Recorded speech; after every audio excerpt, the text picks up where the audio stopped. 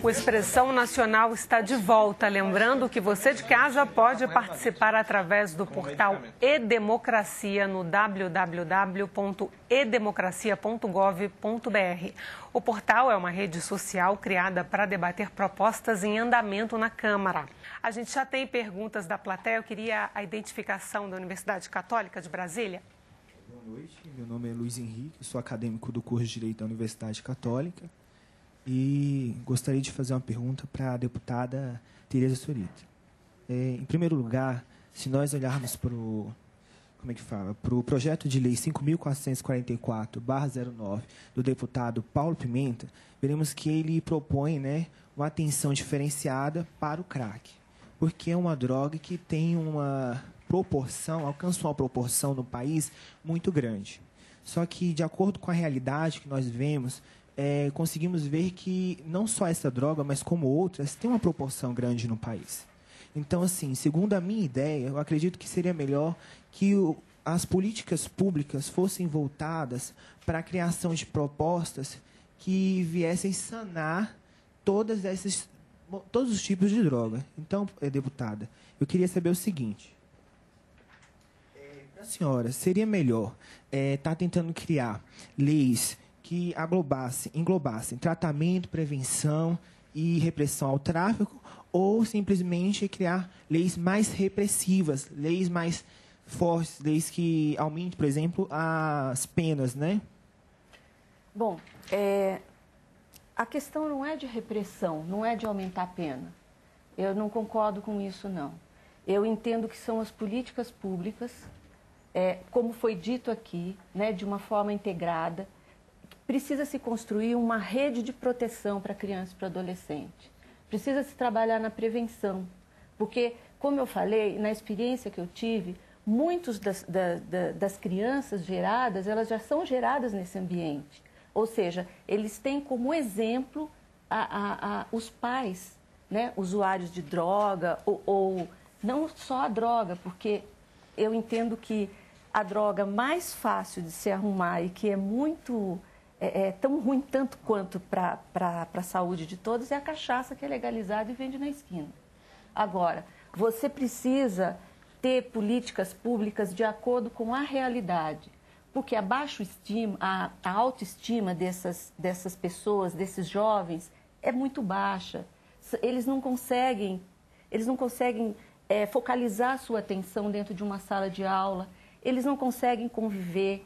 Eles não conseguem sentar num ambiente e ficar mais do que meia hora conversando e debatendo como nós estamos fazendo aqui.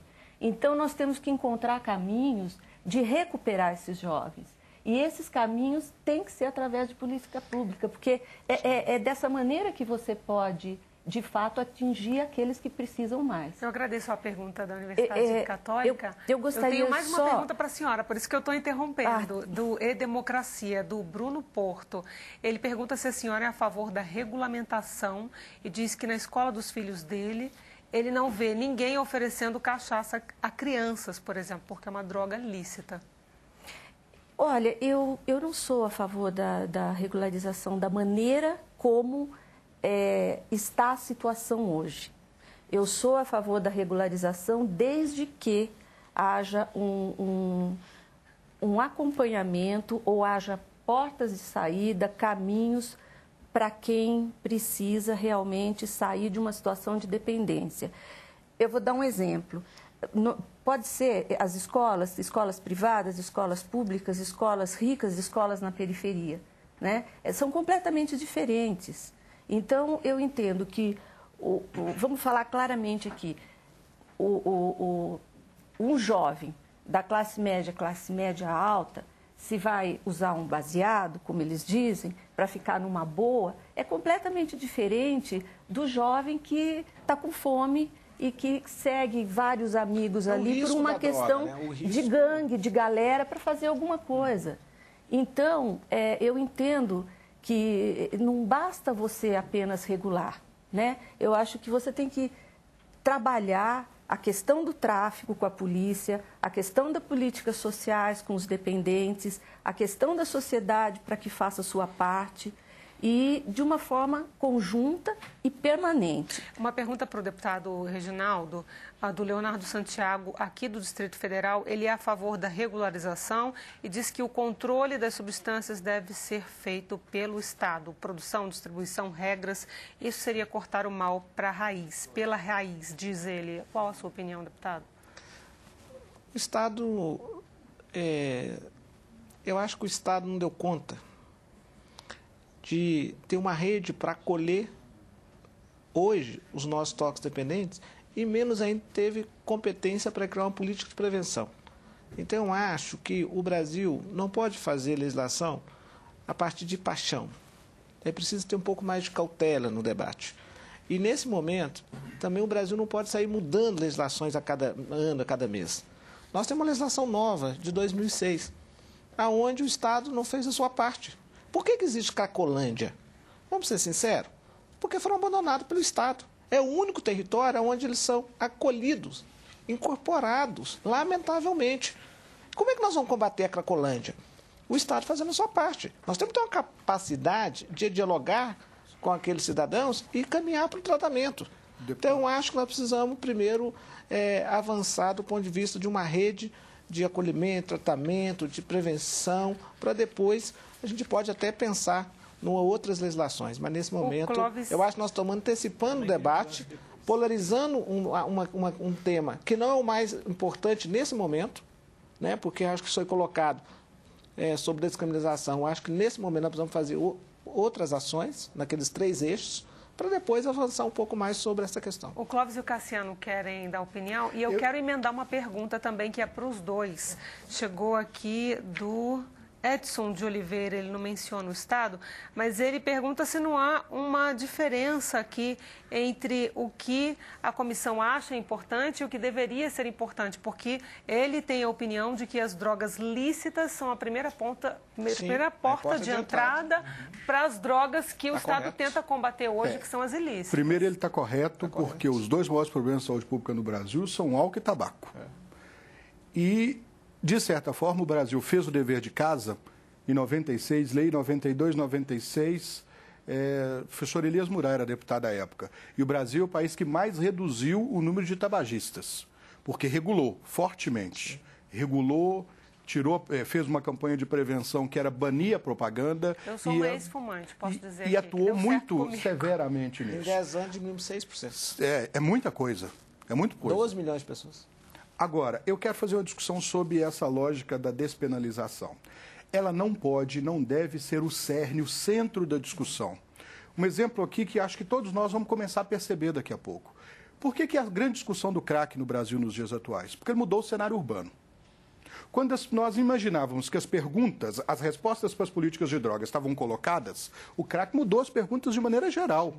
Se eu tiro esse indivíduo da possibilidade da incidência da pena privativa de liberdade, eu não quero aqui defender a prisão do usuário, muito antes pelo contrário, mas não ofereço uma assistência, ele está protegido pelo Estado, porque ele não vai mais ser levado à cadeia, e está violado pelo mesmo Estado. Desprotegido pelo serviço. Porque ele não tem assistência em saúde, em retaguarda social, e a vinculação com a substância e com o grupo, e o usuário é gregário por natureza, para conseguir a droga, ele se alia, ele se soma, de certa forma, ele se associa àqueles grupos. E aí as cracolândias começaram a nascer no Brasil. Agora, o Brasil ainda não mediu se de 2006 a hoje, esses indivíduos continuam indo à cadeia por furto, por crimes contra o patrimônio ou por outros crimes de maior potencial, em busca da droga sob efeito dela.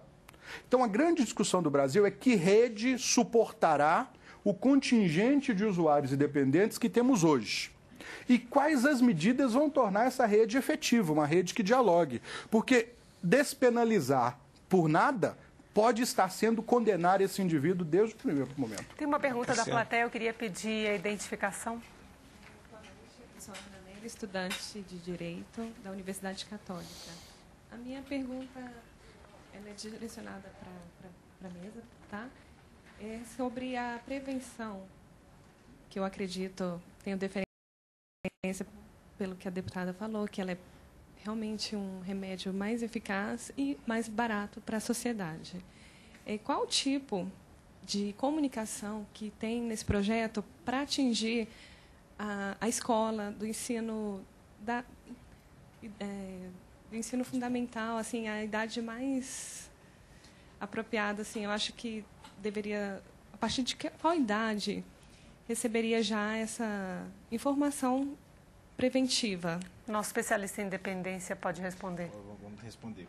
Eu queria dizer, porque toda vez que se reúne numa mesa para discutir sobre drogas, o crack é sempre a estrela da festa.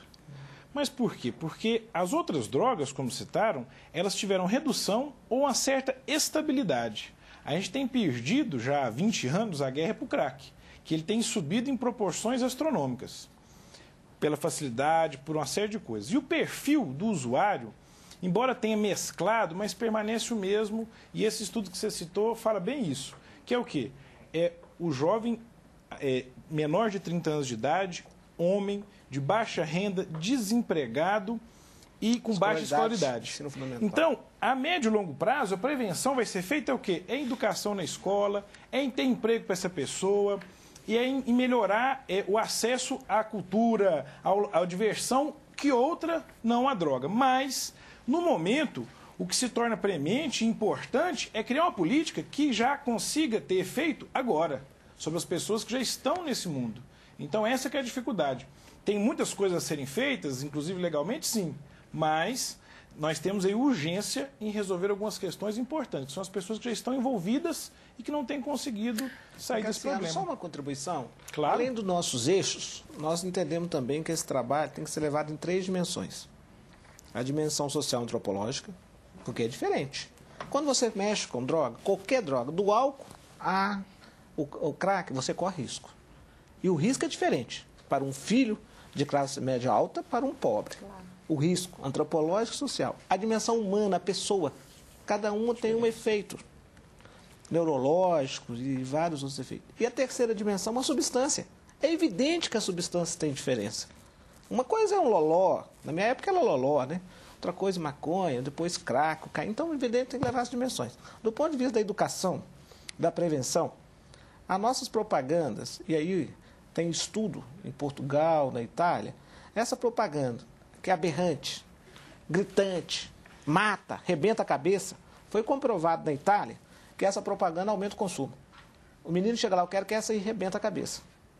Entendeu? Então, na verdade, o foco tem que ser pelo positivo. O foco tem que ser pelo positivo. Tem feito um assim. Nós temos que fazer pelo positivo, valorizar. Por que a educação é boa, melhora a vida do ser humano?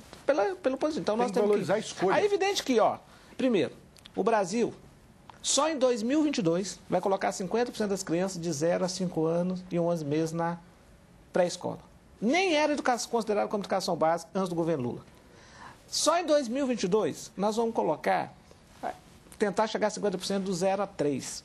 Não tinha creche, não tem rede pública. Então, começa por aí também. A exclusão, o abandono, a falta de oportunidade. Outra questão, eu tenho discutido. O ensino médio, onde o jovem está formando a sua opinião, fazendo sua escolha. Gente, nós temos que admitir, o ensino médio no Brasil, entre todas as etapas do sistema educacional, o que não tem sentido nenhum na vida de um jovem é o ensino médio. O Brasil considera uma etapa final da formação básica como etapa intermediária para ir para a universidade. Isso é uma aberração. O menino tem que compreender aquilo ali, porque ele faz uma festa, ele convida os parentes, ele se forma e no dia para nada. Nós temos que mudar o projeto pedagógico, político-pedagógico do ensino médio. Ele tem que ser politécnico, ele tem que ter outras dimensões. Aí sim, nós vamos estar refazendo ou fazendo projeto de vida para o nosso jovem. Então, passa pela educação, evidentemente, uma política de prevenção. Até mais. Prevenção é o exercício da plena cidadania. Prevenção é o direito. É o direito à informação, é o direito a tudo aquilo que a sua ausência pode prejudicar a capacidade de escolha daquele indivíduo.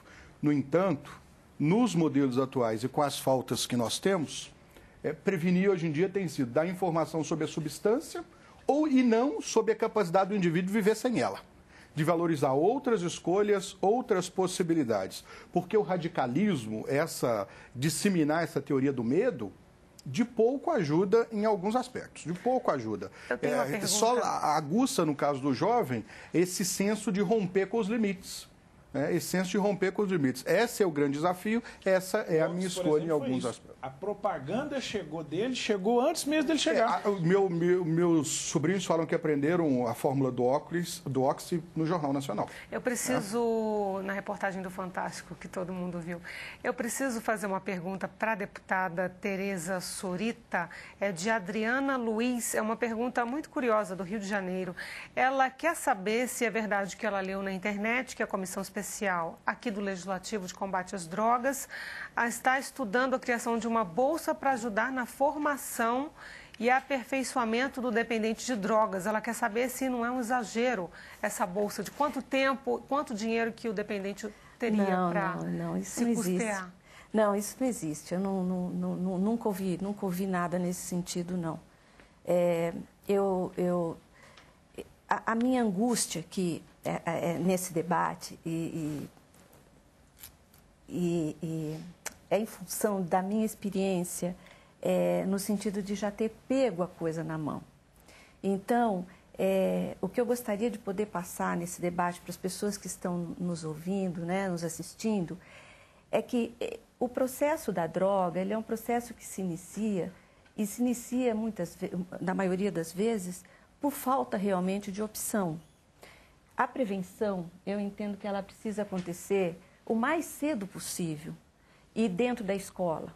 Esse seria o ideal, né? É o ideal de você ter a capacidade de poder ter o seu filho numa escola que seja protetora, que abra para a família, que possa discutir as dificuldades tanto da criança como de dentro de casa, num ambiente saudável, com pessoas capacitadas para que possa intervir quando for necessário qualquer situação.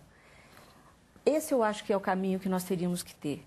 O maior caminho, o caminho mais fácil até, eu diria, porque nós já temos as escolas, nós já temos hoje como referência aonde ir, certo? Agora, eu entendo também que... Mas essa visão, só dar uma contribuição, essa visão é aquela visão típica da sociedade, com todo respeito, que acha que o cidadão não merece uma segunda oportunidade. Não, pelo contrário. Não, a visão da pergunta, que fala assim, é verdade que estão criando bolsa para tratamento dos toxicodependentes?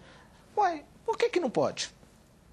O gasto seria até menos. Nós gastamos 1 bilhão e 300 milhões para tratar os aidéticos. Graças a Deus.